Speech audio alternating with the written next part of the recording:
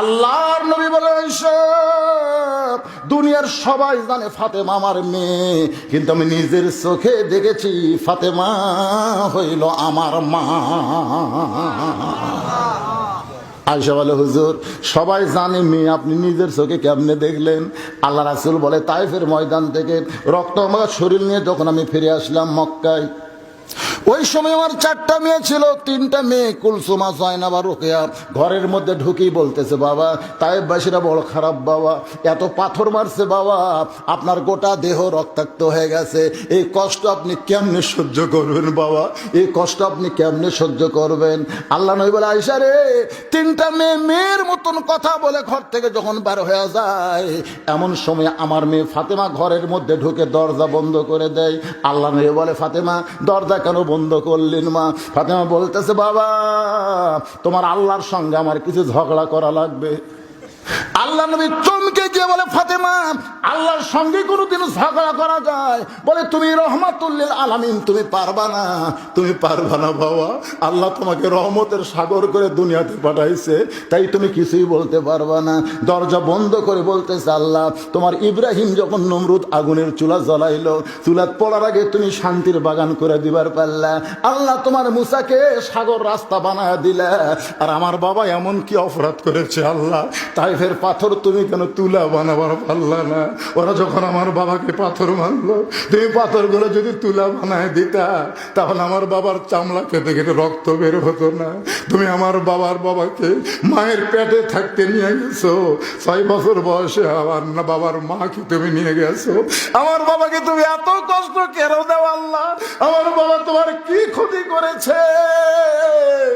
নবী বলে, আয়েশা রে, এই কথা ঘরের মধ্যে বলে ফাতেমা দরজা খুলে যখন বের হয়ে যায়, আমি মনে করলাম আমার 3টা মেয়ে কি কথা বলে চলে গেল, আর এই পাগলি কি কথা বলে কোথায় যায়। তাকায় দেখি উনানে পানি গরম করতেছে আর জয়তুনের তেল গরম করতেছে, আর 2 হাত খালি বুকের উপরে মারতেছে আর বলতেছে, আল্লাহ আমার কলিজা সাদ হয়ে গেছে, আল্লাহ আমার কলিজা নাই গো আল্লাহ। আমার মা খাদিজা যখন দুনিয়া থেকে বিদায় নিছে, তখন আমার হাতে আমার বাপকে তুলে দিয়ে গেছে। খাদিজা বলেছে, ফাতেমা রে, তোর বাবার কেউ থাকলো না মা, আমি চলে গেলাম, তোর বাবাকে কে দেখবে মা? আমি মায়ের মাথা সে বলেছিলাম, মা কোনো চিন্তা করো না মা, তুমি চলে যাও কবরে, আমি আমার বাবাকে আমার আসলে রাখবো। আজকে সেই বাবা রক্তাক্ত হয়ে বাড়িতে এসে, আল্লাহ তুমি কষ্ট দিও না, তুমি রাগ করো না, তোমার বাবা নাই বলে তুমি বুঝতে পারতেছো না আল্লাহ, তোমার বাবা থাকলে তুমি বুঝতে পারতা।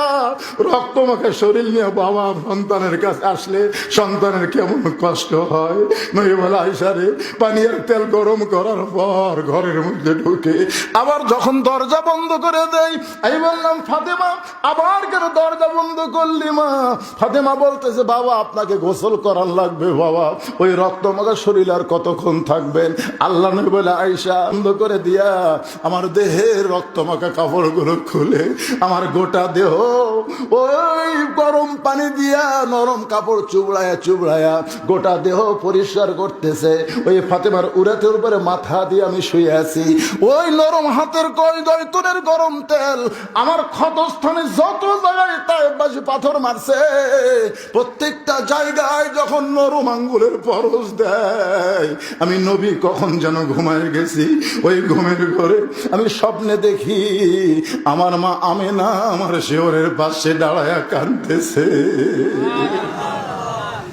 আমি নবী বললাম, মা এত বছর পরে আহত সন্তানকে দেখতে আইসেন আর যাবার দিব না।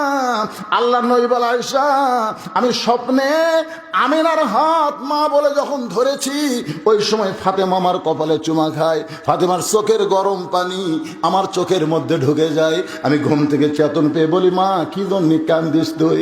ফাতেমা বলে, বাবা আপনি মনে হয় স্বপ্ন দেখছেন বাবা, স্বপ্নে আমার হাতটা মা বলে চাইপা ধরছেন, এখনো পর্যন্ত হাতটা যে আপনি ছাড়েন না।